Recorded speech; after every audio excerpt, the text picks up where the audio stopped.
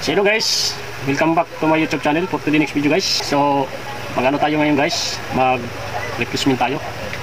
So mayroon tayo dito na na automatic electric kettle.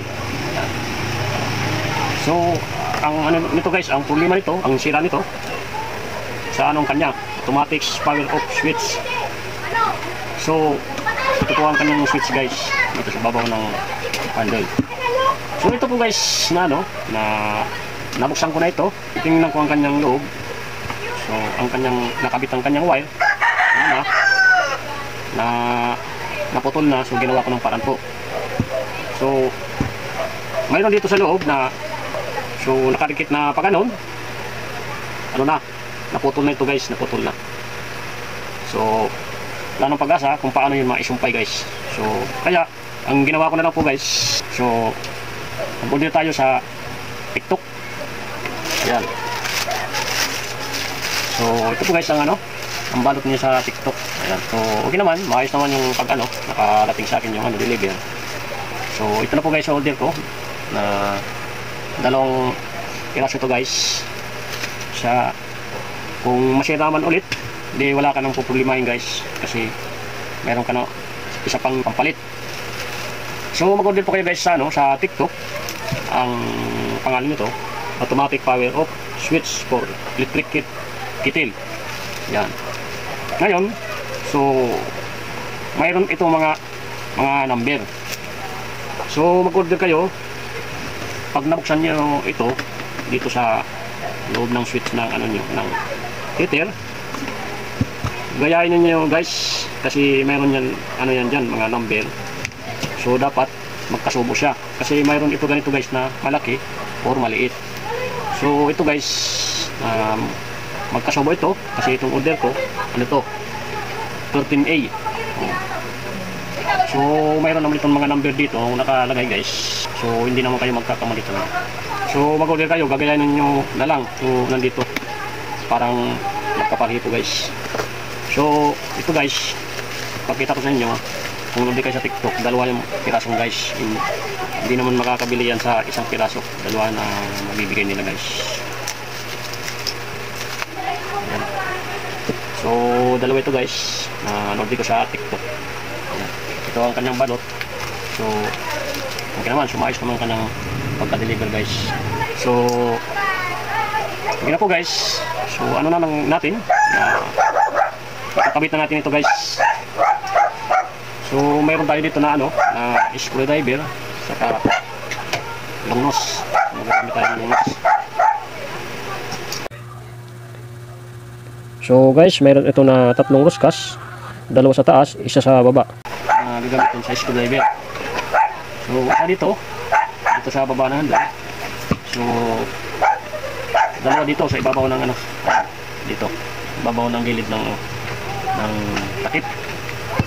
So ito naman guys, itong takip naman ito, madali naman ito natanggalin. So ito naman plastic naman ito. Ayan, ito. So ganito guys, tatanggalin. Ayan. Tapos gamit tayo ng scope. Ayan, ganon. So mabilis lang ito guys na tanggalin. So hindi naman po kayo na mahihirapan.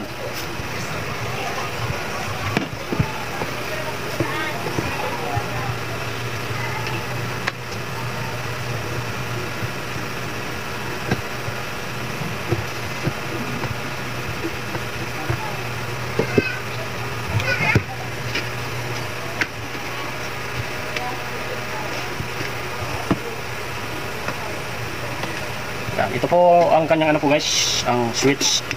So tatanggalin natin ito. So mayroon pa dito na nagkamit pa tayo dito ng screw dito kasi meron dito sa gitna. Ayan guys. So palin dito guys, itong bago. Mayroon dito yung butas. So diyan na magano siya para lumikit. Para hindi siya malaglag. Ito po guys ang pagsasabi ko sa inyo na ginawa ko ng paraan. Nagbigay ko dito ng wire. So para siyang na lumikit yung positive sa negative guys.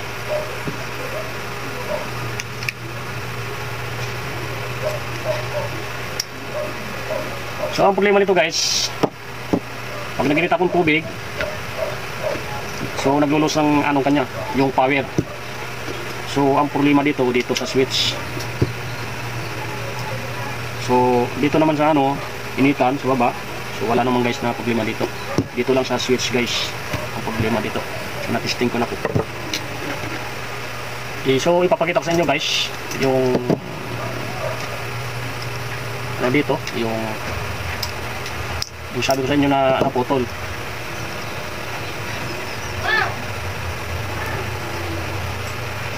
So na gumagano guys, dumidikit. So ginawa ko ng paraan para dumikit ang positive negative para magamit itong ano natin, electric heat kettle. Yan. So ito po guys ang ano, yung putol dito. So dumidikit yung positive negative. Ito ang ginagamit para ma-twist siya. Bumaba, pataas. Ito po. So naputulan kanyang ano na. So ano na guys. So medyo malpong na. Kaya ang ginawa ko guys, so nag-order pa ako sa sa TikTok. So ito na po ang dumating. So ano na guys. So ikakabit natin ito na. So magpapalit na tayo nito.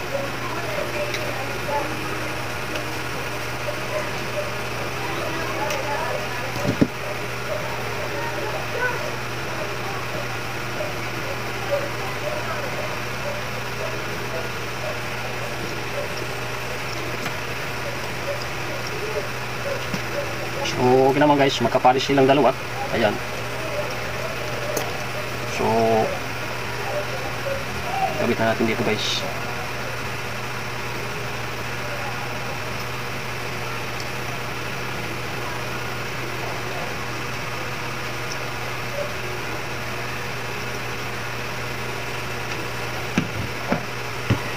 So kabit na natin to guys.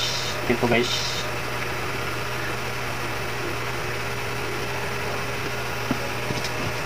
So mabilis lang ito guys na ikabit.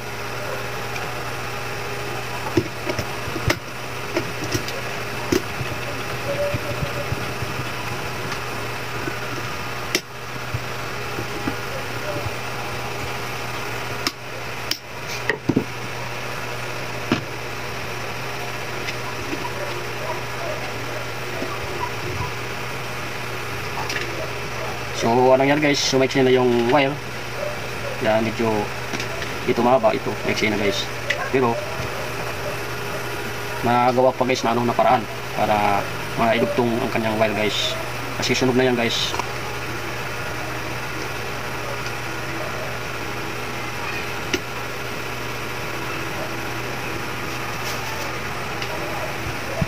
So ito guys, paglagay nito, papatak mo lang dito guys kasi mayroon naman ito guys ano, yung sasabit mo dito tapos may dalawang paa dito, so papasok mo dito sa butas. So ganito yung guys, yan o, ito, ganito yun guys, yan, yan, sa pag ganun yan, ganon, tapos yan, ipasok na dito. So ito na, ganun yan guys. Okay na. So iligay natin dito guys. So mayroon dito na pasok na rin dito sa yung panya. Ayan guys, yan na, yan guys, malalaglag.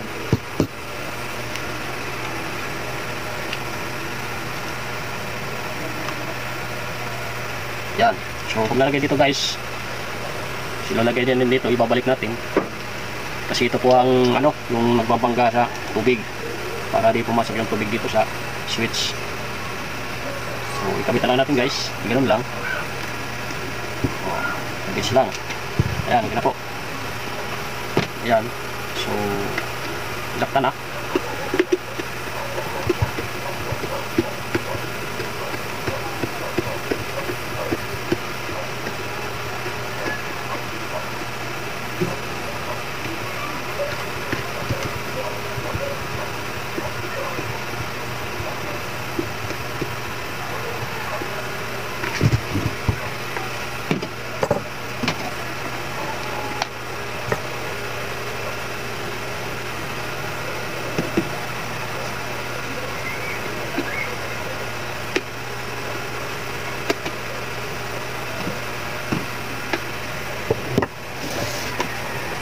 Tapos yung kanyang takip guys, balikan natin. Yan. Guys, okay na. So, ano lang natin guys, titestingin na natin.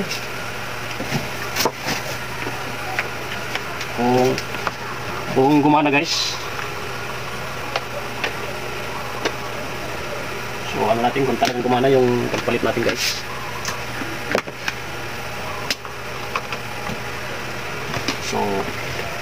So lagyan natin guys na ano, na tubig. So mayroon tayo dito na ano, tubig. Ayan. So makikita nyo naman guys pag nagpupulanan dito sa gilid. So i-switch na natin. Ayan guys. So okay. So nakita nyo naman guys na pumula ang kanyang dito sa gilid guys. Ayan, pulang-pula. Ayan guys, gumana.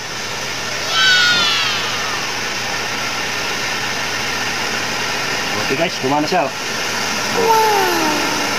So narinig naman ninyo sa ano, yung paano siya umilit ng gulis ng tubig. Ayan. So titingnan natin kung talagang mag-automatic siya. Kung talagang mag-automatic, papatay ang kanyang apoy. Kasi yung mag-overheat yung mag-overheat. Ayan guys, ayan. Automatic siya guys. Pamatay na yung kanyang apoy. Ayan. So okay yung ano natin guys na pagpalit natin. Replacement. So masira pa yung ano niya, ulit yung automatic power off switch. So mayroon pa tayo dito guys na isa pa na pampapalit. So ito na po guys ano, yung sira. Ayan. So ano natin ito na, i-dispose na natin ito. So wala nito, hindi naman gamit. So bibili kayo na ano guys na ganito. Na kung nasira yung ano nyo na electric kettle dito sa switch nya, so bili na lang kayo sa ano, o sa TikTok o sa Lazada o sa Shopee. So mayroon yan guys na ano, na mga available sila dyan sa mga switch na ganito. Basta ganito lang guys na ano, electric kettle. So ano, hindi kayo guys na ano, mahirapan pag ano na hindi niyo na ano guys na ipapagawa sa iba. Pwede na lang kayo ano na mag DIY.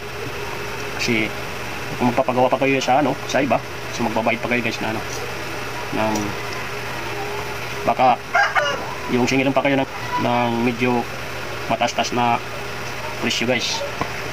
So ang order ko pa lang nito guys sa TikTok, ano lang ito guys na inabot lang ito na 86 pesos kasama na yung shipping fee.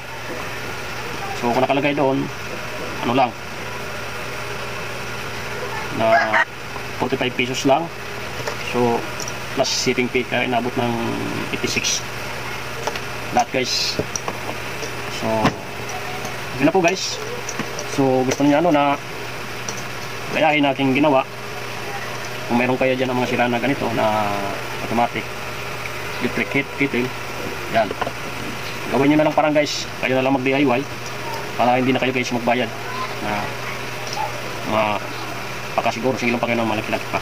So ang presyo lang dito guys, siguro ang bago nito ngayon higit lang ano na 200. So ano, imbis na ako bibili guys na ano na ang bago, so switch lang ang problema.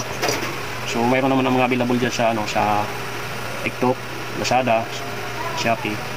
Ayan, ang ginawa ko guys, nag-order na lang ako. Kaya, ayun, na-remedyo kong parang guys. Yun na po guys.